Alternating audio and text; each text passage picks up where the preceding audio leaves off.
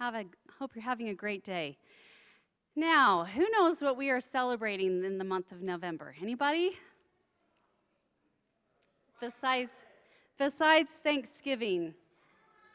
NaNoWriMo, excellent. Yes. What does NaNoWriMo stand for?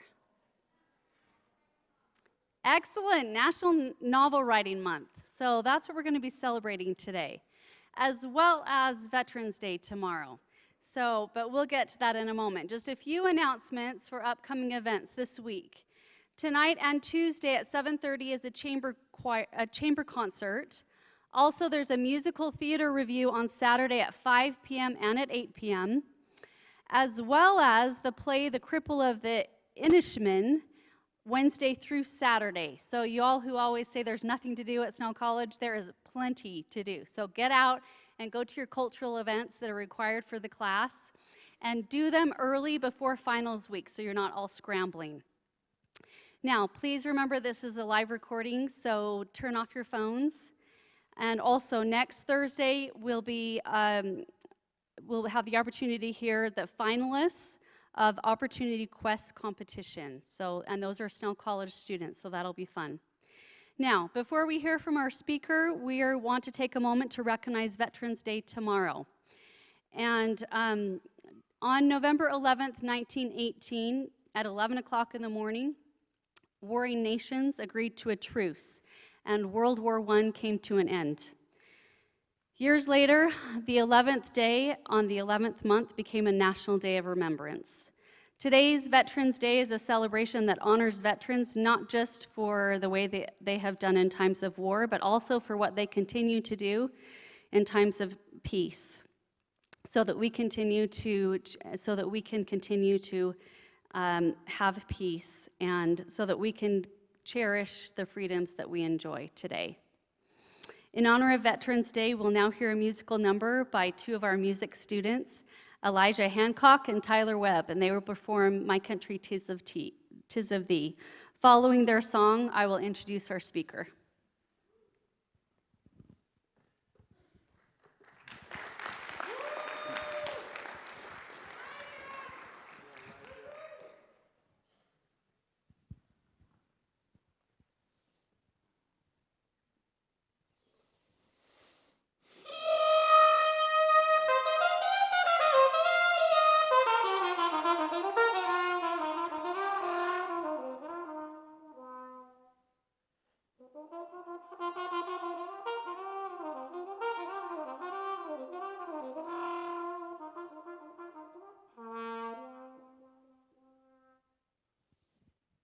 My country, 'tis of thee,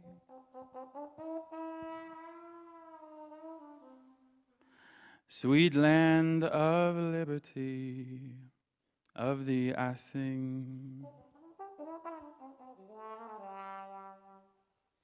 Land where my fathers died,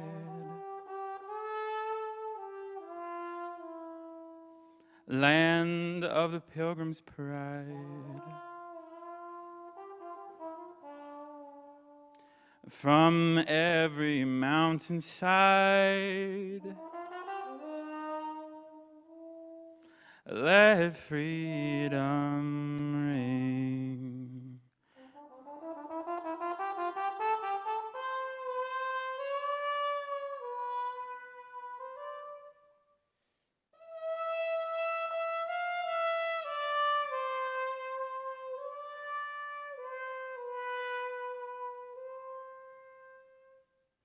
Let music swell the breeze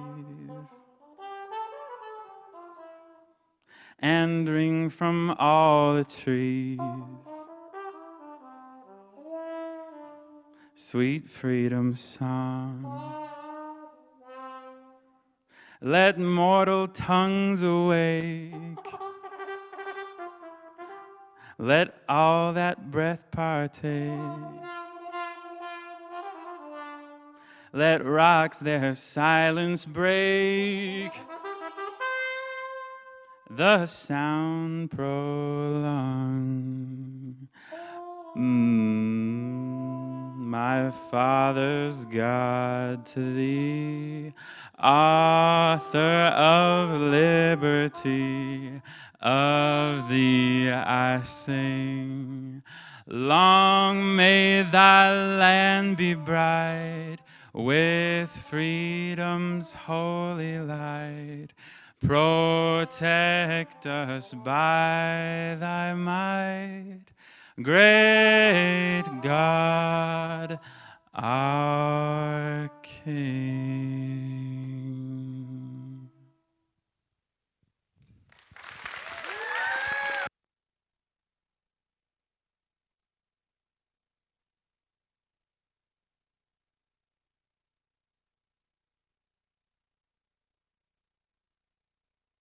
Let's hear it one more time for Elijah and Tyler. Great job, guys. Thank you so much. Don't you love our own Snow College talent? I love it. Okay, so today in honor of National Novel Writing Month, we have Ken Sanders here with us. Ken is an antiquarian bookman. He has been a book collector, bookseller, publisher, and a failed writer for most of his 65 years. For the past decade, how many of you have seen the PBS special TV series Antique Roadshow? Anybody? You may have seen Ken on it. He has been, for the past 10 years, a featured rare books and manuscripts appraiser for Antiques Roadshow. Today, in honor of National Novel Writing Month, Ken will favor us with books and book people met along the trail. So now please join me in giving a warm welcome to Ken Sanders.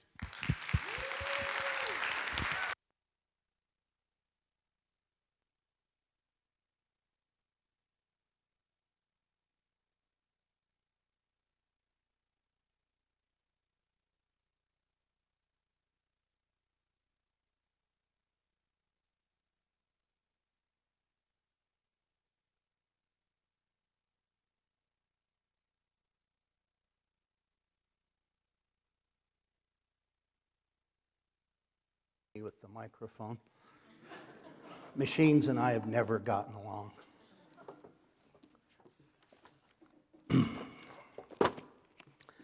Convocation. So I sort of knew what the word meant. I mean, it's some kind of gathering, but for what purpose? I didn't really know. So I looked it up, and no, just like most of you young people here, I didn't use a dictionary. I used Google. My son works for Google, by the way. He's a software engineer.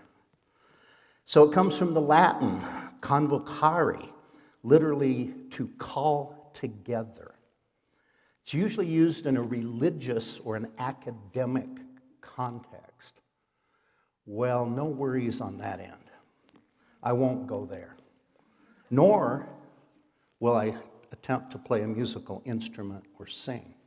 People would pay really good money not to hear me sing.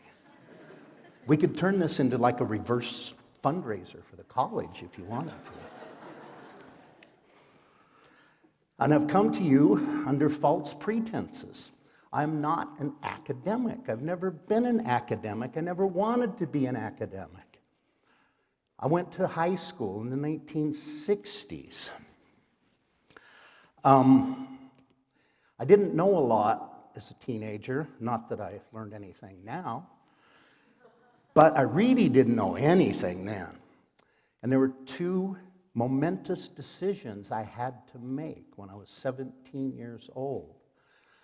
One, having survived 3 years of high school and likely graduating Granite High School in Salt Lake City with the lowest grade point average ever allowed. I think it was a D-. We had this agreement. They didn't want me back, and I didn't want to go back. I wasn't a disruptive student, but I wasn't a good student. If I went to class, I sat in the back of the classroom and read books of my own choosing and pretty much ignored the teachers. For me, high school was 3 years of prison that I couldn't wait to get out of. So why, my 17-year-old self thought, Why in God's name would I volunteer for 4 more years of prison, even though they call it college or university? They weren't going to fool me, no way. The other decision that I had to make as a youngster concerned the Vietnam War of the 1960s. By this time, President Richard Nixon was in office, formerly my least favorite president.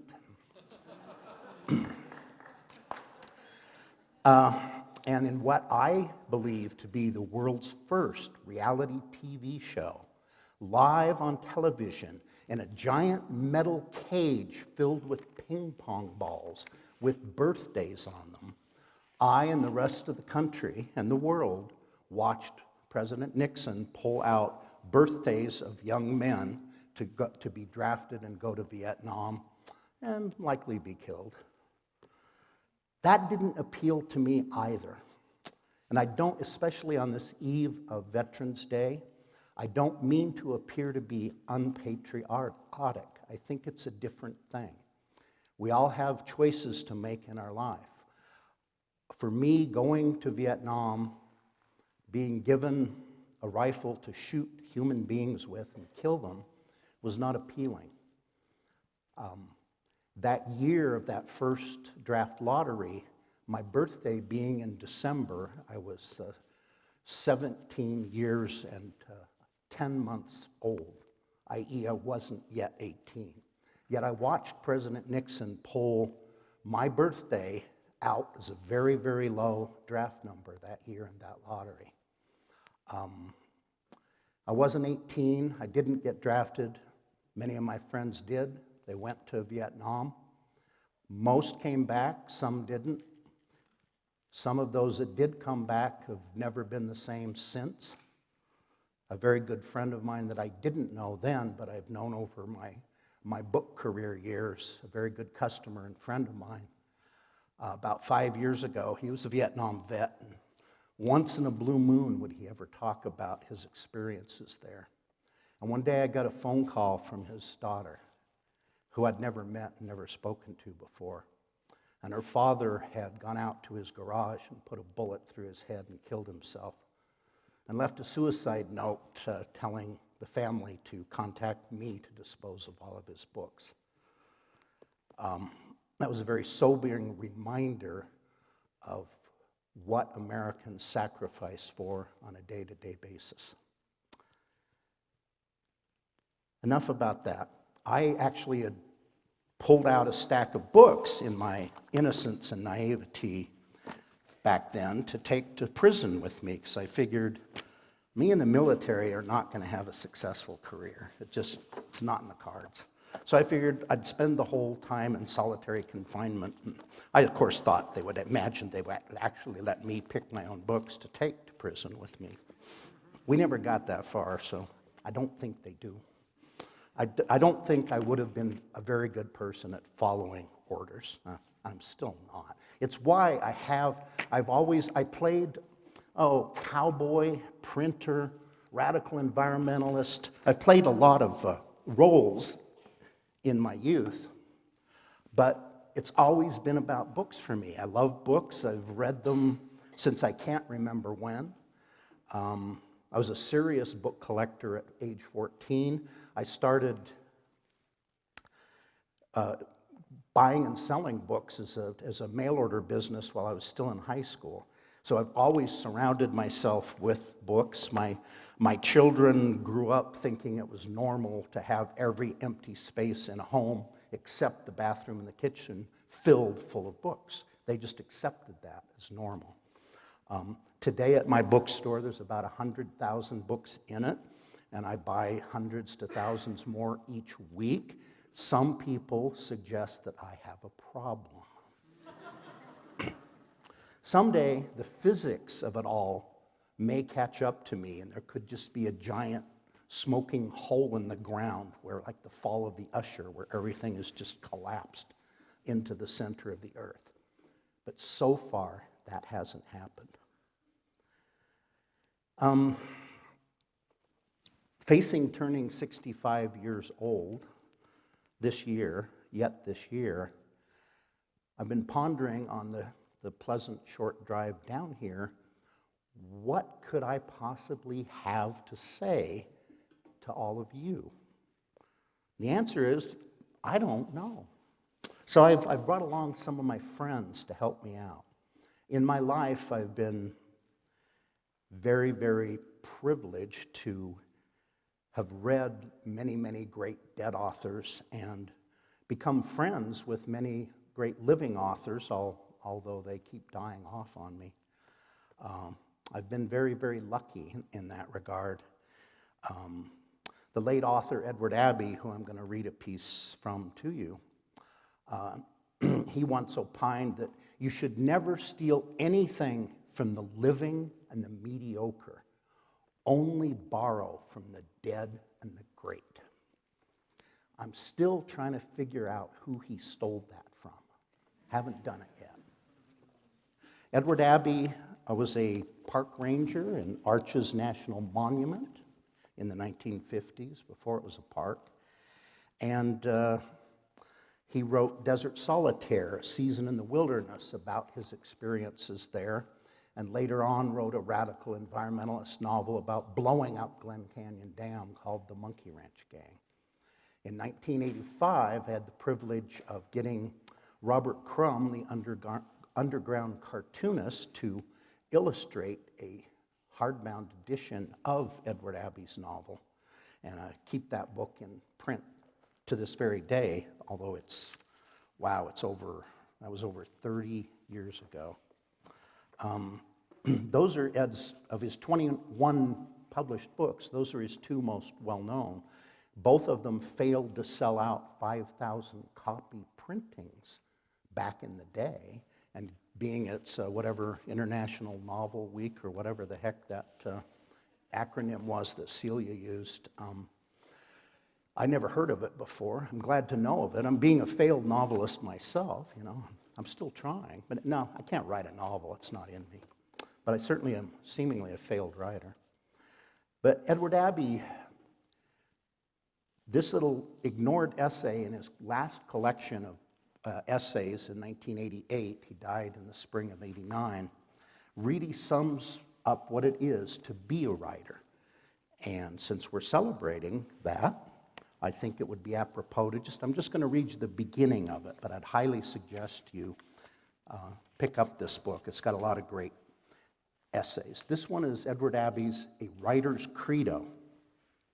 It is my belief that the writer, the freelance author, should be and must be a critic of the society in which he lives. It is easy enough and always profitable to rail away at national enemies beyond the sea, at foreign powers beyond our borders, and at those within our borders who question the prevailing order. Easy, and it pays. Ask the official guardians of Soviet literary morality. But the moral duty of the free writer is to begin his work at home, to be a critic of his own community, his own country, his own government, his own culture. The more freedom the writer possesses, the greater the moral obligation to play the role of critic. If the writer is unwilling to fill this part, then the writer should abandon pretense and find another line of work. Become a shoe repairman, a brain surgeon, a janitor, a cowboy, a nuclear physicist, a bus driver. Whereof one fears to speak, thereof one must be silent. Far better silence than the written word used to shore up the wrong, the false, the ugly, the evil. When necessary, the writer must be willing to undertake the danger and often ridiculous and sometimes martyr-like role of hero or heroine. That's all I ask of the author, to be a hero, appoint himself a moral leader, wanted or not. I believe that words count, that writing matters, that poems, essays, and novels, in the long run, make a difference. If they do not, then in the words of my exemplar, Alexander Solzhenitsyn, the writer's work is of no more importance than the barking of village dogs at night. The hack writer, the temporizer, the toady, and the sycophant, the journalistic courtier. And what is a courtier but a male courtesan? All those in the word trade who simply go with the flow, who never oppose the rich and powerful, are no better in my view than Solzhenitsyn's village dogs. The dogs bark, the caravan moves on. He goes on in that vein for several more pages. As I said, over my many years, for reasons I can't explain, I have known and become good friends with a number of what I consider to be some of the greatest American authors, although many, like Edward Abbey, have passed on.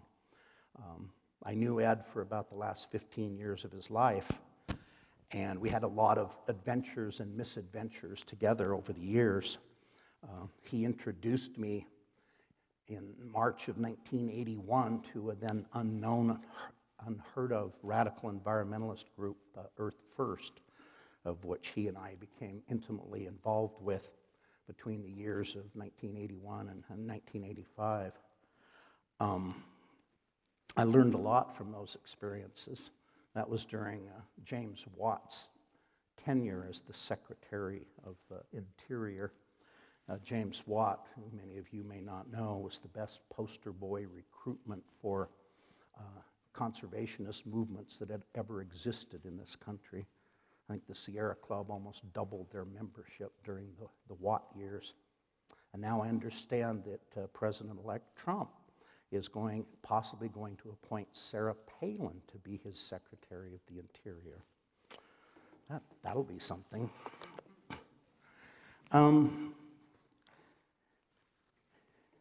Wendell Berry is a Kentucky farmer poet.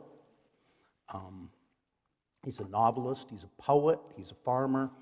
Every form of literature he writes in, and he writes well at it, which is extremely unusual. I've also had the privilege of knowing Wendell for 30 or 40 years. I've been on his farm in Kentucky and sat on his front porch and watched the fireflies at night. A few years back, he wrote a poem that I heard him read on Terry Gross's Fresh Air on NPR called Questionnaire by Wendell Berry. 1, how much poison are you willing to eat for the success of the free market and global trade? Please name your preferred poisons. Now, this is a questionnaire, so be taking notes. 2, for the sake of goodness, how much evil are you willing to do? Fill in the following blanks with the names of your favorite evils and acts of hatred. 3, what sacrifices are you prepared to make for culture and civilization? Please list the monuments, shrines, and works of art you would most willingly destroy. 4, in the name of patriotism and the flag, how much of our land are you willing to desecrate? List in the following spaces the mountains, rivers, towns, farms you could most readily do without. 5, state briefly the ideas, ideals, or hopes, the energy sources, the kinds of security for which you would kill a child. Name, please, the children whom you would be willing to kill. That's Wendell Berry. I had occasion to talk to Wendell about a week after he read that poem out loud. And I said, Wendell, where on earth did that poem come from? And he paused for a minute in that distinct Kentucky drawl of his. He says, well, Ken, it's what happens to a fella when he writes a poem when he's really, really angry. That was from 2009.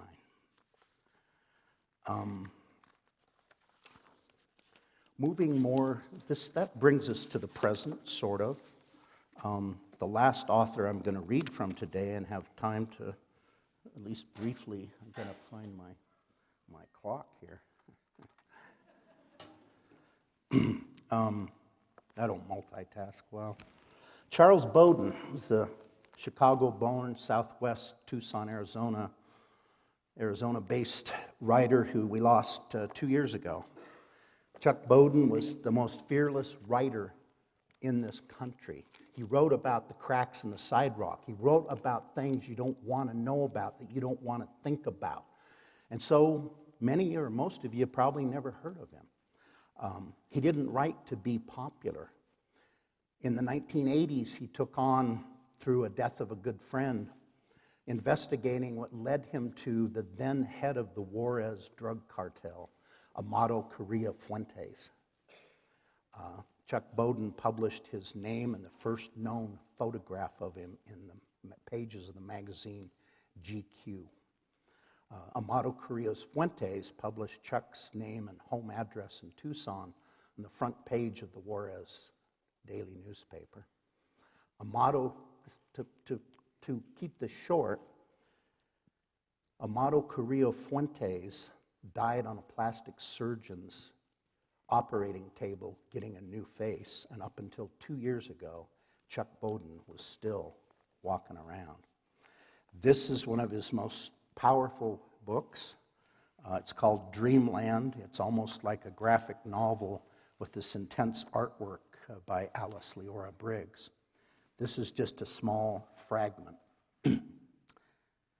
Sometimes I hear this chant in my head, the mere beginning of a song that will someday be on everyone's lips. No one is illegal, but we are all criminals.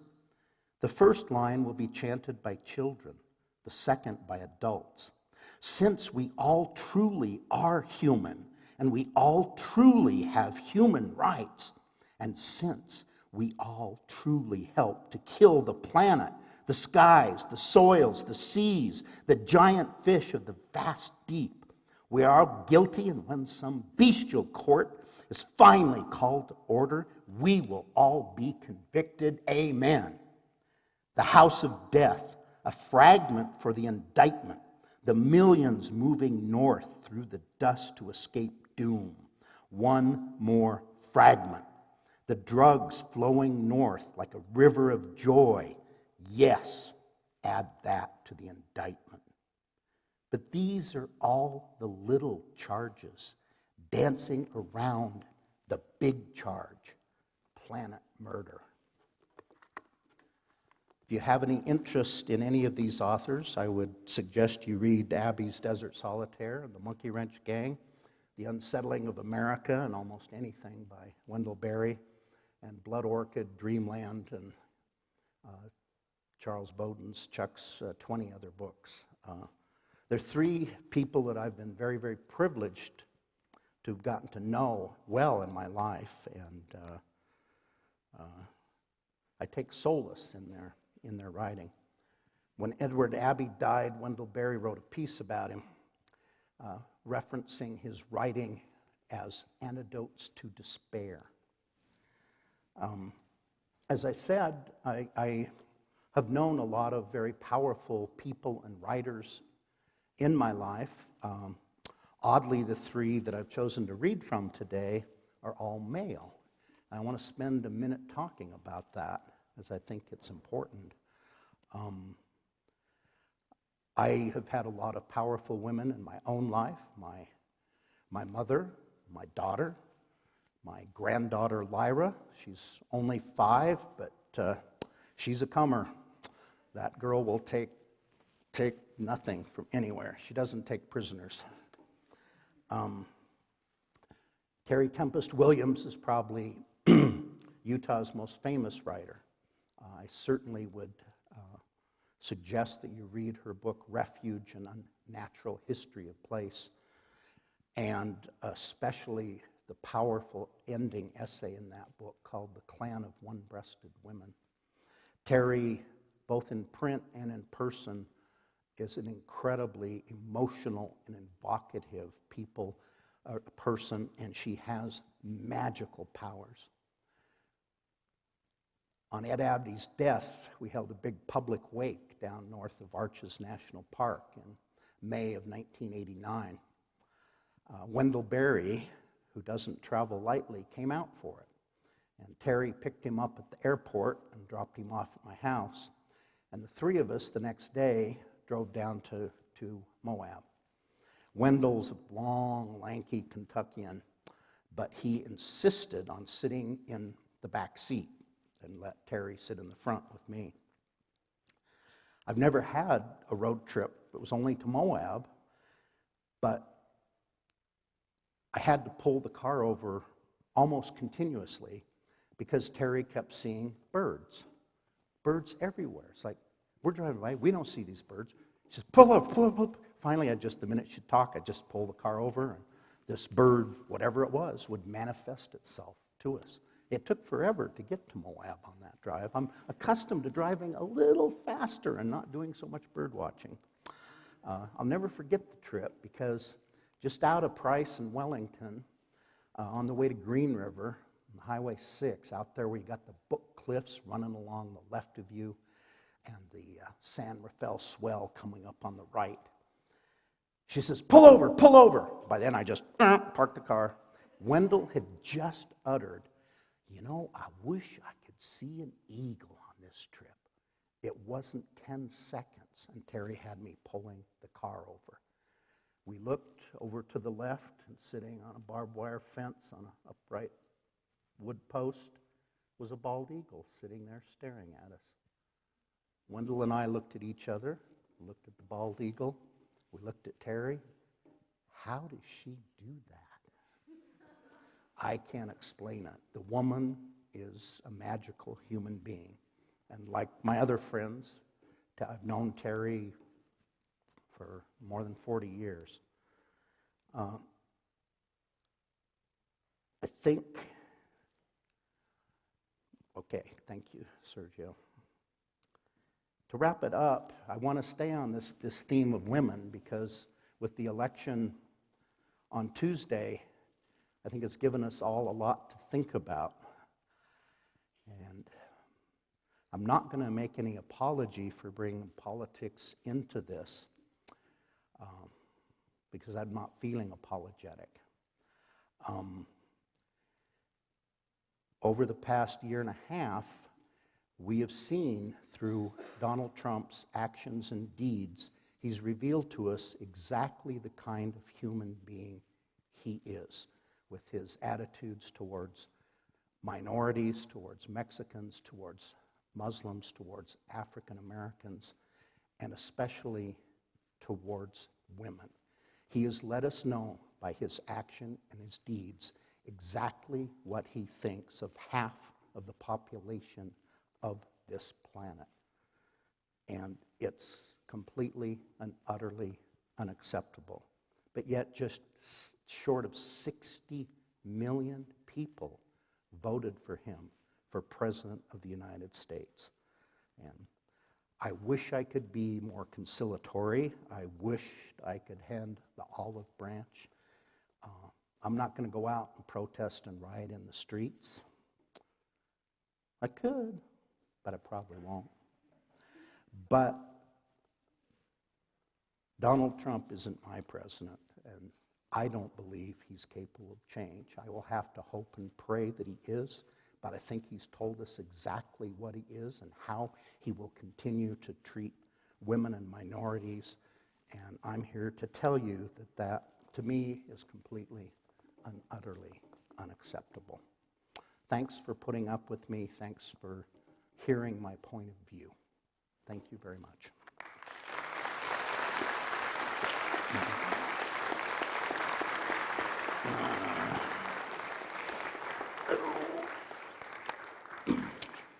Oh, I think we can do questions and answers. Thanks for the reminder, Sergio. What is the oldest book you've seen? Personally, it would be a Nuremberg Chronicle from 1493. I was, because of my notoriety as an Antiques Roadshow appraiser, I'm often asked to do benefit stuff for nonprofits. So I was out at a Sandy Historical Museum up north on a snowy Saturday, April, and it was pretty boring. And my role in my bookstore and on Antiques Roadshow is to disappoint people and let them know and tell them that their books are completely and utterly worthless. I don't say it in exactly those words, but that's kind of my job. But this guy comes in, he's got a big garbage sack bundle, real big, and he says, I got a really valuable book here, and it's really old. Well, the more times they say really, really, really old, the more trouble I'm in. So skeptically, yeah, okay, let's see it. Takes him about 5 minutes, because it's snowing out. It takes him a while, and he's just got a bunch of loose, weird, random pages the side of this whole podium or lectern. I've temporarily forgotten the difference between the two. There is a difference. Sergio, you should know this. That's not a quiz. And they're these ancient pages. Some of them have got woodcuts on them, and I'm sitting there, what is this? It took me a while, and I finally figured out that it's one of the oldest printed books in the world. It's just pages. There's no title page. It's not even in a book anymore. It's just a big bundle of loose pages. So I went to the director of the museum, and I said, you know, if you want some publicity for this little museum that no one's ever heard of, the Sandy Historical Museum, you ought to call the press up, call the TV stations, and tell them that you've got a 1493 Nuremberg Chronicle here. Well, the TV stations did come, and they aired it, and I got a phone call from one of my friends at the Associated Press and said, and because all of a sudden after the TV thing aired, we just got people pouring into the store wanting to see the book, calling us on the phone, and it just turned into quite something. So she broke the story on Monday globally, and over 300 newspapers around the world picked the story up. This was, I think, the weekend before we got Osama bin Laden. So if it had been that same weekend, this story would have gone nowhere. But I guess it was a slow news week. And so my picture holding this book went global. And people were for months, people were sending me newspapers in like Cyrillic languages and other languages that I couldn't even comprehend, let alone read. It just really went around the world, and people still ask me about that book. It was published 1 year after Columbus allegedly discovered the Americas. It was really, really fun. I didn't know much about the Nuremberg Chronicle before. I know a whole lot more about it now. And it was really something to be able to hold a book that was over 500 years old in your hands. The connection with the past was very visceral. So that's the oldest book I've ever personally handled. Any other comments, questions? Go ahead. So you're talking about holding the book in your hands. A lot of classes now are starting to do more and more digitally or online. I'm sure you get this question, but do you think that the days of the paper book are numbered, or do you think that there will be a place in the future for paper? Well, I won't answer that first, and then I will answer it. The photograph of me holding that book got me crucified because of, in many conservation rare books libraries, you can't handle rare materials without the famous little white gloves. I'm not of that school. In handling photographs or something very sensitive, yes, but as long as your hands are clean, freshly washed, the clumsiness of wearing the white gloves and handling old fragile material, I think, is more of a detriment than any damage that clean hands might do to the object. So I'm not of the white glove school at all in handling most materials. You have to be careful, and you have to have clean hands. But, okay, tell me what the other question was again, the one I'm supposed to answer. I'm really, really good. I could be a politician because I tend to ignore people's questions and just talk about whatever the hell I want to. But I promise you I'll never run for anything. So repeat the question. Oh, yeah, okay. Got it. Of course there is. Look, Books have never been mainstream. Going back to Gutenberg and his movable type, going back to monks sitting on stools, scratching on vellum and parchment. We're not mainstream people. We live in a far distant corner of the universe. And all this nonsense of digital replacing books, and they're doing marvelous things. I think you can buy a digital Gutenberg Bible now. And I think that's a really great thing. I think this sharing of information and being able to reproduce things digitally, it's the best of times, the worst of times. It's great, but it's got nothing or very little, or a lot to do with the rare book market. It's having a huge effect. Prices on $50 to $500 books are crashing. They're in free fall, and they will continue to. There's hundreds of millions of books online now. Most of the so-called mega sellers would prefer to give you the book and make money off shipping it to you. That's where the online book trade's going. But, I'm only going to be around another 20 years. I don't need to so much worry about the future as especially all of you students do, especially with what we're doing to the planet. It doesn't matter if you're a Democrat or a Republican or whatever you call yourself. We all eat the same food. We all drink the same water. We all live on the same ground. It doesn't have a political affinity, and we should all care about it. And my generation, possibly more than any other, has done a really good job of screwing it up for you guys. Sorry.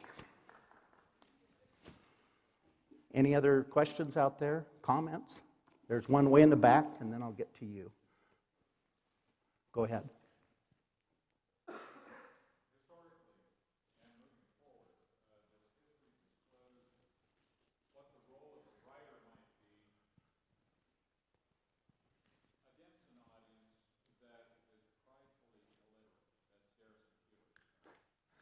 Okay, so What are we supposed to do now because our enemy doesn't read? I'm going to resist saying that that's a very good question, even though it is, because that irritates the hell out of me when I listen to radio programs and people say, I'm getting really, really tired of that. That's a very good question. But yeah, given his premise that we have an increasing illiterate population that either can't or chooses not to read, how does a message get through to that populace? As long as we're just preaching to the choir, I don't think it does. I don't think it does any good. And we've seemingly lost the ability. You guys have at least been civil enough to me that I get up and say outrageous things that some of you probably vehemently disagree with, but no one's thrown fruit at me yet or shot me or anything like that. So maybe there's still some tolerance and civility left. And I think only 2 people got up and walked out. That's pretty good. At a lecture, Edward Abbey tried to read. He decided he was a poet one time at the University of Arizona. He got up and started a reading of his erotic poetry. In 15 minutes, he had the house cleared. There wasn't a person left in the auditorium. He wasn't a very good poet. Wendell Berry, that man can write poems. Okay, Miss, you had a question? What makes a book rare? A rare book is one that I have and you don't. I've always wanted to say that on Antiques Roadshow, but I don't dare. I would get a nasty letter to the producer. I just mean that facetiously. The vast majority of books aren't rare. They're old books. People, like I said earlier, I got a really, really, really old book. No, you don't. Sometimes they mean 50 years old. Sometimes they mean 100 years old. The age has got relatively little to do with value until you get into incunables like the Nuremberg Chronicle or the Gutenberg Bible. An incunable technically is a book printed prior to 1501. Books in the 1600s, 1700s, just for their age, they're common, really. Not so much by our standards, but by European standards. And so look at like the Harry Potter phenomenon. J.K. Rowling wrote 7 books. They all came in first editions, American and UK. Well, she's British, so if you're a book collector, you've got to have a first edition copy of Harry Potter and the Philosopher's Stone, because they changed the title, they dumbed it down to Sorcerer's Stone for the American audience, because we wouldn't possibly understand that terminology. There were fewer than 500 hardbound first editions of her first book printed. The 7th book had a printing of 9 million copies. But if you need a first British edition of all 7 of those books, well, Philosopher's Stone's going to run $70,000, $80,000. And it's not a very old book.